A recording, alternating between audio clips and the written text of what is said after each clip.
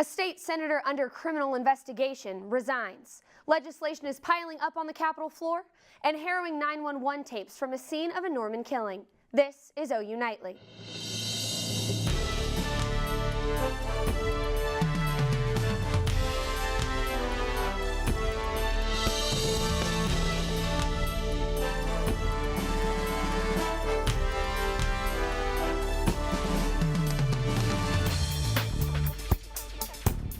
A two-sentence letter has ended Republican State Senator Kyle Loveless's tenure. This letter was a letter of resignation that Loveless submitted Thursday, saying that he made mistakes. Yeah, that's absolutely right. Now, those mistakes he is referring to are undoubtedly the alleged ethics violations that include failing to report campaign contributions during 2 election cycles. Loveless confirmed earlier this year that he was cooperating with the Oklahoma Ethics Commission, and now, after serving 5 years in the state legislature, he has made the decision to resign. And now with more on state legislative news, we go to Emily Akins live at the Capitol with the government report. Emily? That's right, JC and Colin. And as we speak right now, there are some legislators inside the Capitol behind me that have been working nonstop to get some bills passed, but there have also been some working hard to get some bills off the floor. For the second time in 2 days, Oklahoma Senate and House leadership canceled budget hearings. Both meetings were rescheduled for today, and today is also the last major deadline before they adjourn. The meetings were scheduled to discuss a Republican proposal for a 6-cent tax increase on motor fuel tax. This would cost families an extra $150 a year. These rescheduled budget meetings could cut into the time that lawmakers have to finish their other floor action already scheduled for this week. The Senate passed a bill yesterday that would allow elected officials to carry firearms inside a courthouse. House Bill 1104 says elected officials can carry a concealed firearm if they are already in possession of a valid handgun license. And although they could be allowed in the courthouse, they are still prohibited from the actual courtrooms. The bill now heads to Governor Mary Fallon's desk. Legislators pulled a controversial bill from consideration today that would allow children as young as 8 years old to be suspended from school. Backers of this bill say kids are tougher and stronger than they were a generation ago, and when they assault staff, there must be consequences. On the other hand, opponents say these kids need structure, not time off from school.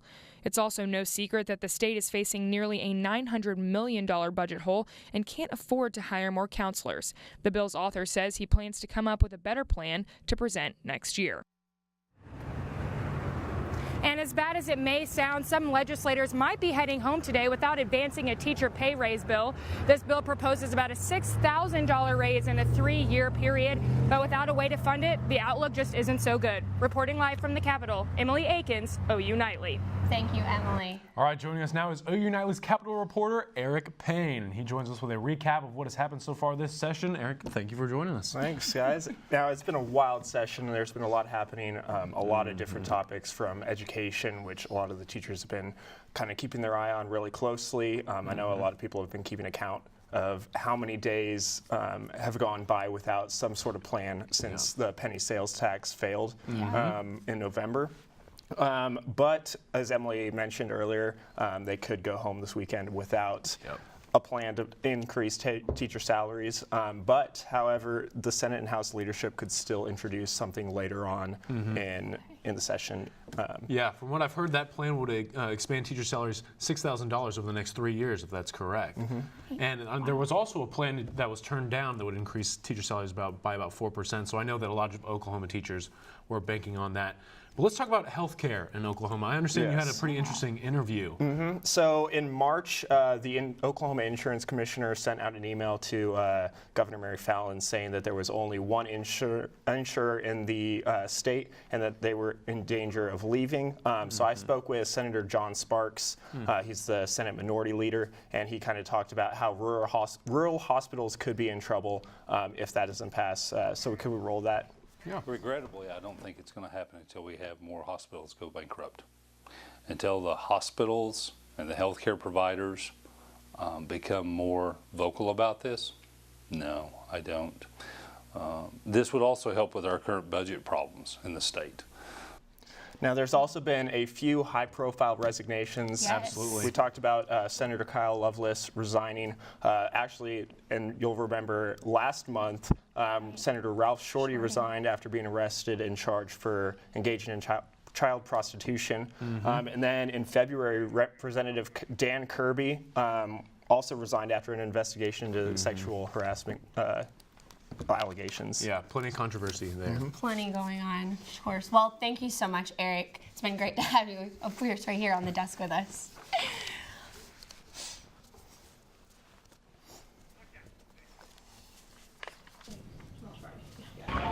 Norman 911, what is the location of your emergency? Hi, my 1852 East Windy Street. My friend has just been shot. I need an ambulance now. Okay. Now, this is just one of the numerous 911 calls placed just moments after an OU student was shot. The OU student was 20-year-old Nathaniel Ewing, who was shot during a robbery at an off-campus apartment complex. Ewing was with another person, but they fled the scene unharmed. Meanwhile, police have 4 suspects in custody, including 20-year-old Tyreek Turner, 19-year-old Armani Morgan, and 2 identified minors. Now, all are being held on a complaint of murder in the first degree. Nathan Aaron LaForce, the alleged killer of Logan County Deputy David Wade, could be facing the death penalty. An Oklahoma prosecutor has filed formal notice that the state will pursue the death penalty for LaForce.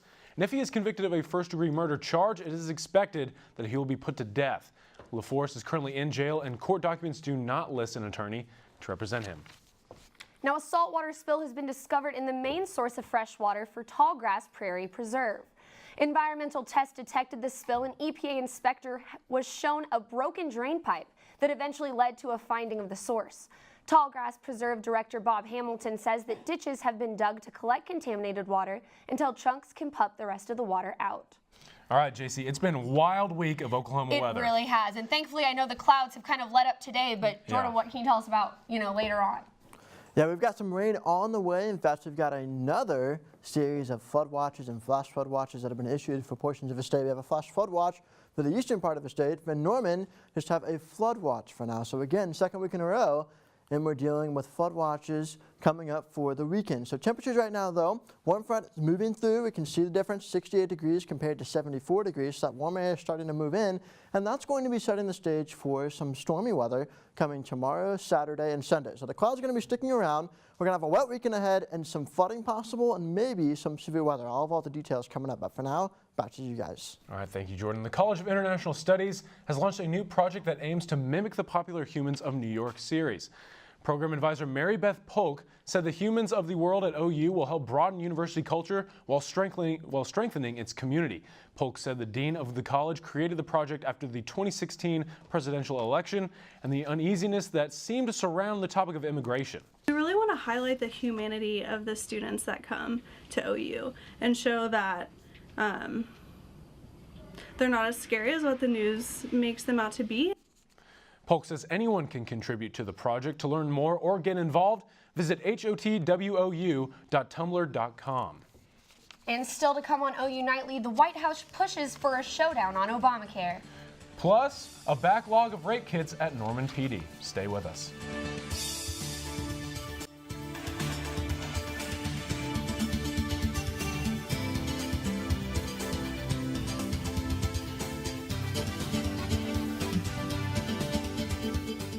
Thousands of rape kits in the hands of Oklahoma law enforcement agencies have gone untested. Dozens in the Norman Police Evidence Room alone. OU Nightly's Andy Lee shows us what the state is doing to improve this number. Governor Mary Fallin signed an executive order Monday to create a task force that will begin auditing police evidence rooms across Oklahoma. The group will collaborate with local law enforcement to catalog rape kits that have gone untested. So, as part of this order, we've gone ahead and looked at our numbers to date, and that total number that we have is 75 kits that have been processed, and some of those kits are partial kits, some of them are full kits. While the task force is currently only looking at the total number of untested kits in Oklahoma, they will use the information to look into possible improvements. I'm not sure that the cataloging itself will necessarily get to justice, but I think it could start a conversation. I think that probably for a lot of people would be surprised to know that there are thousands of kits that have not been tested. So that might be surprising to people, and there might be a question about why aren't we and what can we do differently and better. They hope that this executive order will help show victims that they are important and their cases do matter. Mandy Lee, OU Nightly. Shireen Hashem joins us now in the News Center with the latest on the vote for health care. Shireen.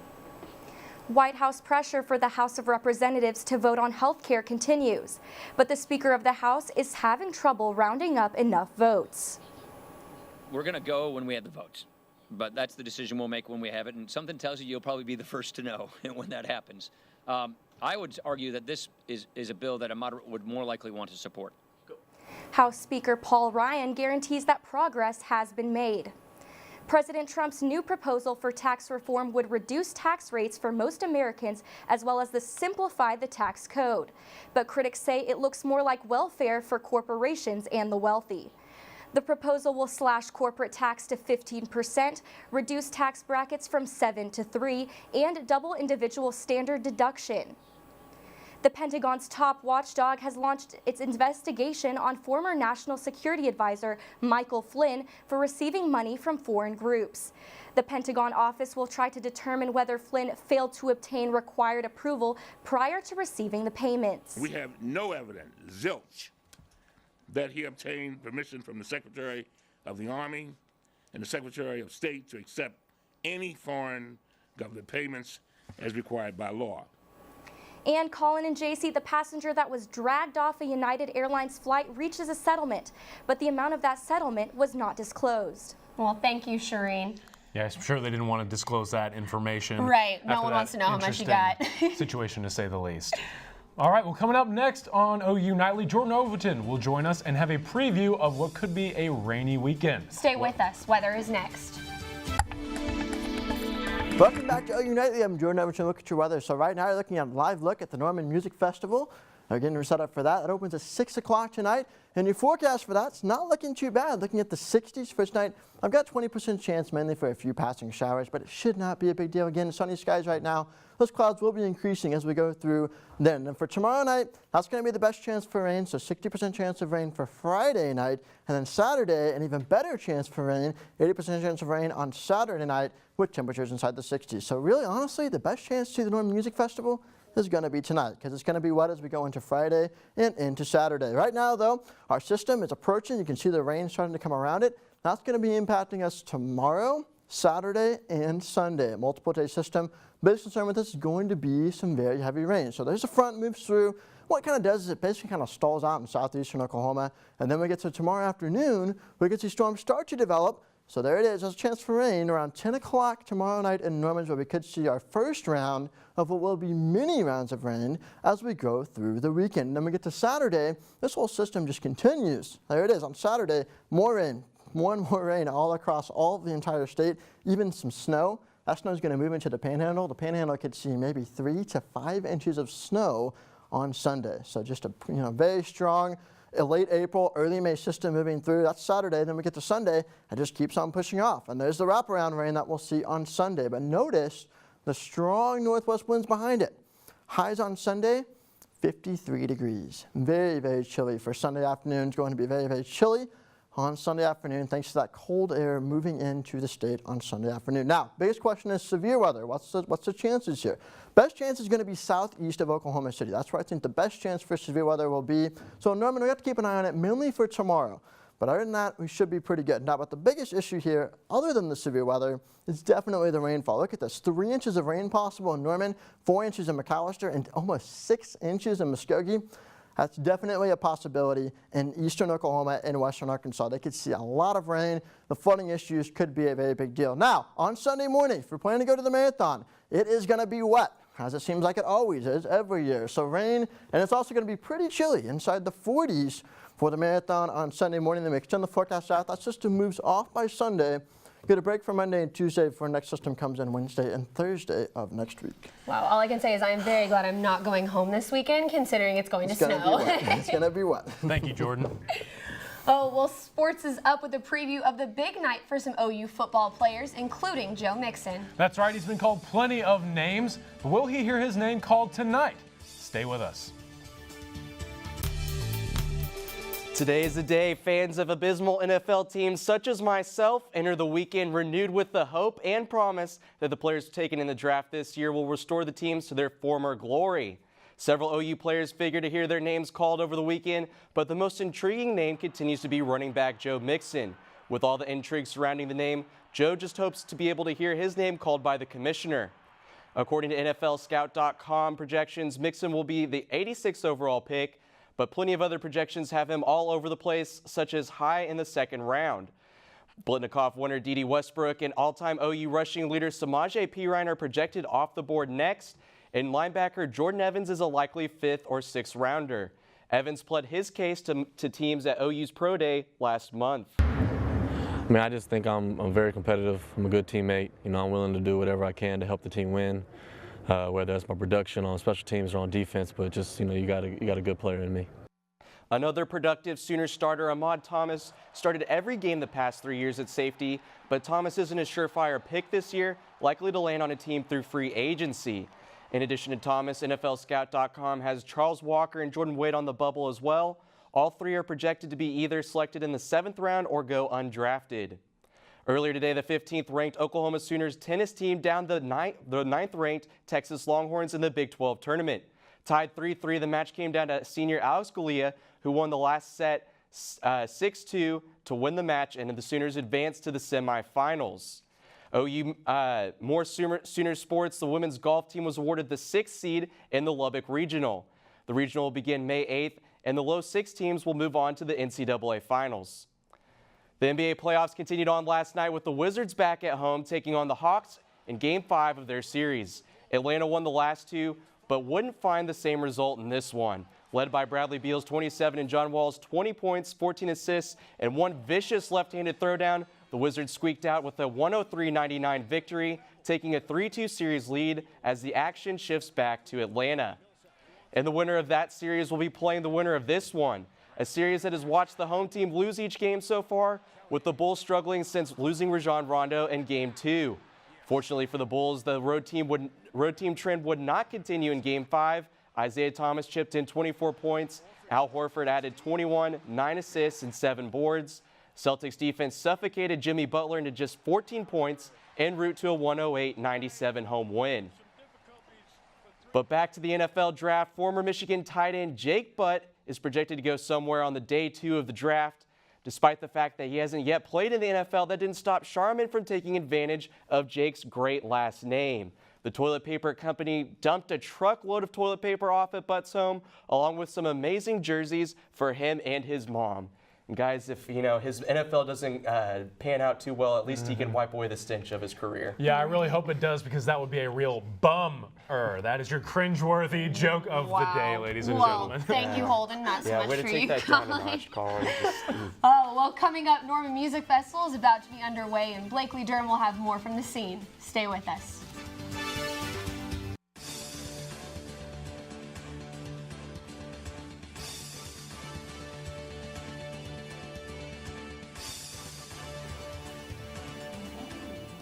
I'm Sydney Forsey at the OU Nightly Update Desk with the latest on EPA Administrator Scott Pruitt. An ethics complaint has forced Pruitt to withdraw as a speaker at the Oklahoman Republican Party Gala. His participation would violate the Hatch Act, which limits political activity by executive branch members. And House Speaker McCall is criticizing the Senate for failing to hear a bill that would increase teacher pay raise by $6,000, saying House Republicans already did their part. That's it for now. Back to you guys in the studio. Thank you very much, Sydney. The Norman Music Festival kicks off tonight at 6. Blakely Durham joins us live with more. Blakely? Thanks, guys. I am live here in downtown Norman on Main Street, where they are setting up for the Norman Music Festival. As you can see behind me, they've already got the carnival all set up and ready to go for tonight. There will also be about 60 bands playing in the area, starting at about 6 p.m. and even more to come on Friday and Saturday. The event was a huge success from last year. Here's some footage we've got for you. Over 100,000 participants came. It's completely free to anyone who wants to come out and enjoy some live music and some great weather. It feels great out here right now. It's a little bit windy, but hopefully it stays that way through the rest of the weekend. Back to you guys. Well, thank you, Blakely.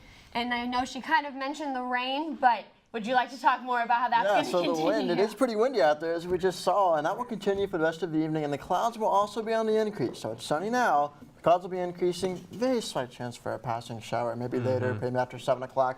not that big of a deal, really. It's the best night of all three. Yeah, it was like, to go out so and go check out the tonight, festival. right? Just don't even worry about the rest of the weekend. There you go. We also have a programming note for you. Tonight at 7 right here on OU TV will be a panel discussion over fake news. Be sure to tune in.